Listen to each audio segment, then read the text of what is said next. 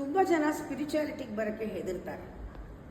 ಎಲ್ಲಿ ಪ್ರಪಂಚ ಬಿಟ್ಟು ಹೊಟ್ಟೋಗ್ಬೇಕೋ, ಪ್ರಪಂಚದ ಆಸೆಗಳೆಲ್ಲ ಹೊಟ್ಟೋಗುತ್ತೇನೋ, ನನ್ನ ಹತ್ರ ಇಷ್ಟೊಂದು ಒಡವೆ ಇದೆ, ನನ್ನ ಹತ್ರ ಇಷ್ಟೊಂದು ಬಟ್ಟೆ ಬರೆ ಇದೆ, ನನ್ನ ಹತ್ರ ಇಷ್ಟೊಂದು ಮನೆ ಇದೆ, ಇಷ್ಟೊಂದು ಹಣ ಇದೆ, ಇದೆಲ್ಲ ಏನು ಮಾಡಬೇಕು, ಆಸೆಗಳೇ ಹೊಟ್ಟೋದ್ರೆ ಸನ್ಯಾಸ ತೊಗೊಂಡ್ಬಿಡ್ಬೇಕೇನೋ, ಏನೇನೋ ಯೋಚನೆ ಮಾಡ್ತಾರೆ.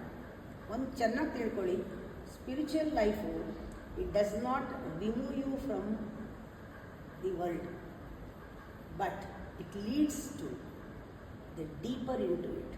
ನಿಮ್ಮ ವರ್ಲ್ಡಲ್ಲಿ ಇರ್ತೀರಾ, ಡೀಪರ್ ಲೆವೆಲ್ ಆಫ್ ಲೈಫ್, ಅದೇ ಪ್ರಪಂಚ ಡೀಪರ್ ಲೆವೆಲ್ನಲ್ಲಿ, ಅದೇ ಮನೆ, ಅದೇ ಸಂಬಂಧ ಡೀಪರ್ ಲೆವೆಲ್ನಲ್ಲಿ ನೋಡೋದು ಬರುತ್ತೆ.